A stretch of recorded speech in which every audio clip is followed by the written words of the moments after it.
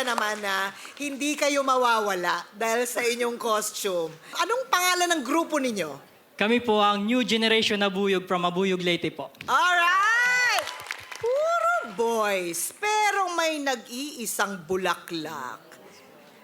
Magandang binibini, anong pangalan mo? Ako po si Irish Katubig po, 21 years old po.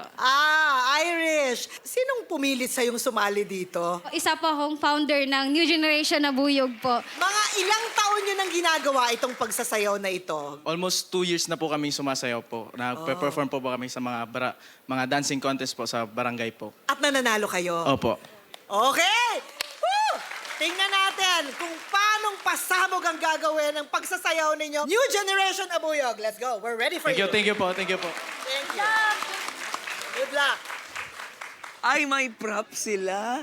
Ay, may pa-props.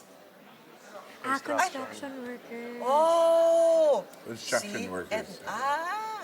Ay, naku, parang nakikita ko nga ito. May kondo sigurong tatayo dito mamaya. No? Nalibig ng buhay ang isang construction worker sa Isang construction worker ang nasawi sa insidente sa bumigay na scaffolding sa isang construction site. Yung iba, sir, kumakain ng masarap, natutulog sa magandang tulungan. Masyadong nakapagkahirap.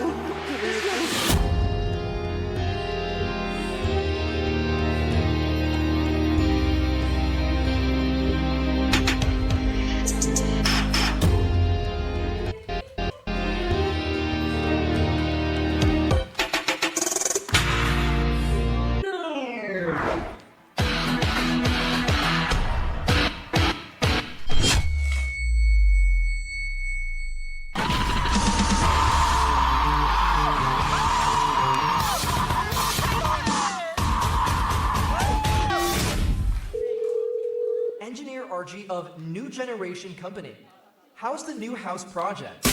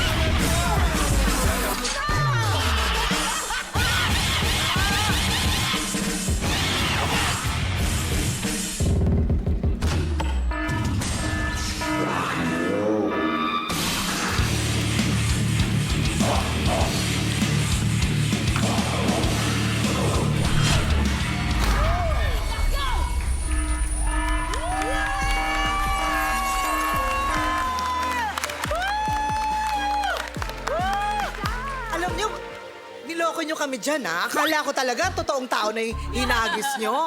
Grabe kayo.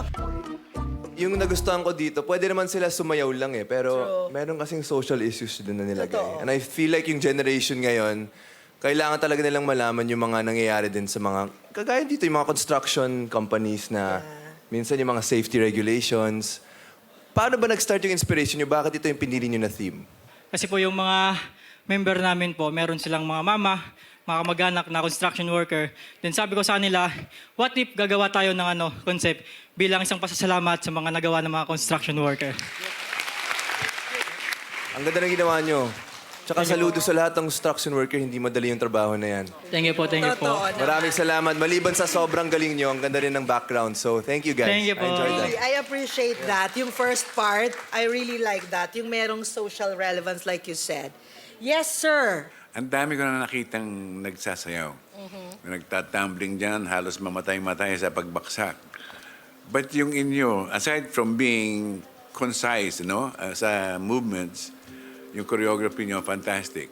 Ang pinakabago nyo na hinahanap ko ay yung tinapon yung... Yes, thank you po, thank you po. Yan ang bago sa akin.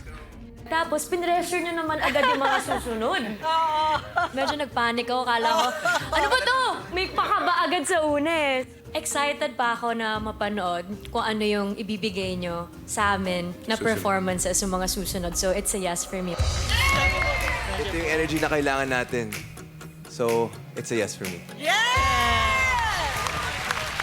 Because of your pasabog, it's a big yes for me.